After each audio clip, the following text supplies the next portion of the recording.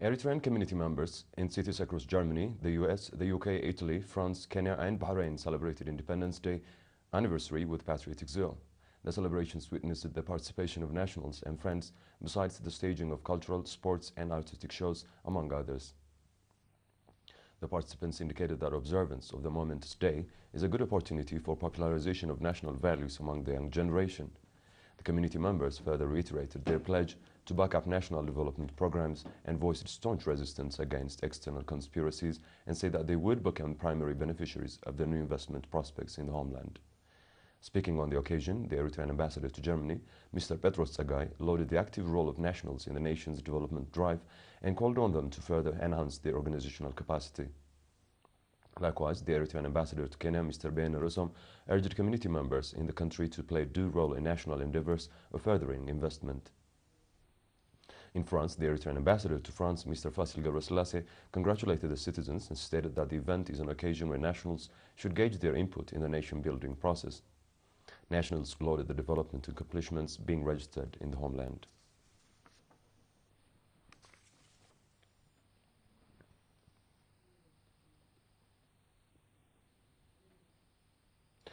The government has issued Proclamation number 174/2013 with a view to establishing Land Transport Authority.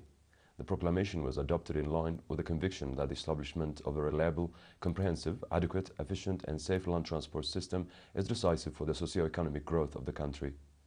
Besides the fact that the appropriate utilization of the land transport system relies on the setting up and regulation of adequate standards and technical methods. Its setting up also pertains to the experience acquired through the restrictive role played by the dual accountability of the regional branch offices as regards efficient and effective implementation of the responsibilities and functions of the land transport sector. The proclamation comprises more than 23 articles categorized in two parts and dealing with the objectives of the authority and its powers, duties, responsibilities and functions, among others. Irrigation farmers in the central region say that they would step up efforts with a view to backing up national endeavors towards ensuring food security. They voiced the pledge at a meeting they conducted with the administrator of the central region, Mr. Kasai Gabriel. In the meeting, the regional administrator pointed out that the timely tasks of sowing, weeding and harvesting are significant prerequisites in ensuring higher harvests in addition to the use of select seeds. He further called on the farmers to strive to attain 3 harvests in a year and apply proper use of compost. The participants of the meeting lauded the government's commitment towards introducing necessary technology for integrated farming and ensuring availability of tractors as well as select seeds. The farmers asserted that they would enhance their role to this end.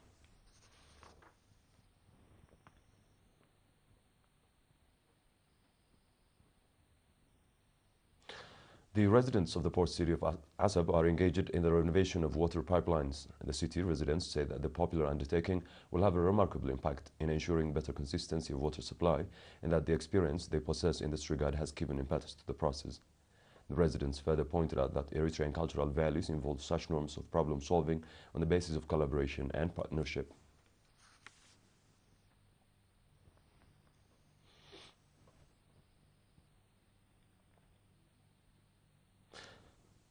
You are watching the domestic news. The international news will follow.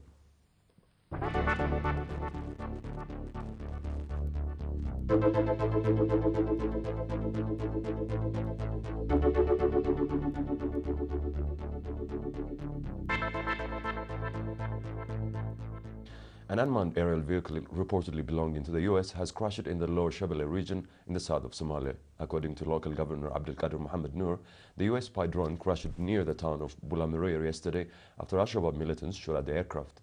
Al-Shabaab confirmed the crash in a statement but did not reveal that whether the US drone had been downed by them. The US claims that its airstrikes target militants, but local sources say civilians have been the main victims of the attacks.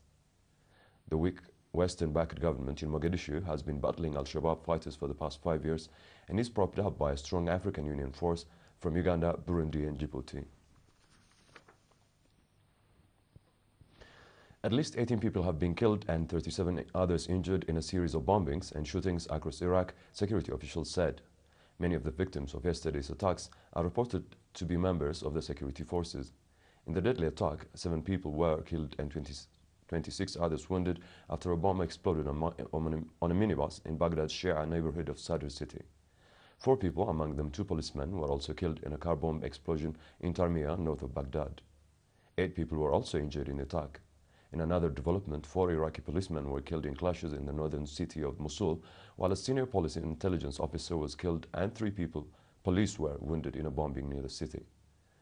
In a separate incident, gunmen killed 2 anti-Al-Qaeda militiamen near Tikrit, north of Baghdad. The attacks come a day after almost 70 people were killed in bomb attacks in the Iraqi capital, Baghdad. Nearly 500 people have been killed across Iraq since the start of May. On the 21st of May, at least 42 people were killed and many others injured in a series of attacks across Iraq. A day earlier, nearly 100 people were killed in multiple attacks.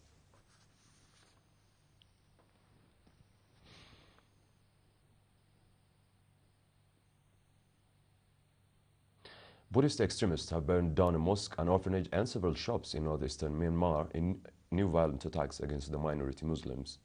The attacks occurred in the town of Lashio in northeastern Shah State yesterday night. A Lashio police officer said on the condition of anonymity that the town's largest mosque and a Muslim orphanage were among the places set ablaze. A group of 150 extremists rampaged through the town, destroying the Muslims' property.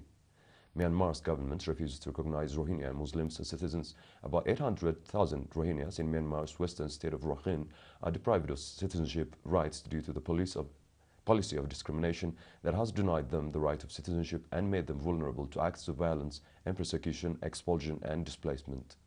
Rohingya Muslims have faced torture, neglect and repression in Myanmar for many years. Hundreds of Rohingyas are believed to have been killed and thousands of others displaced in recent attacks by extremist Buddhists.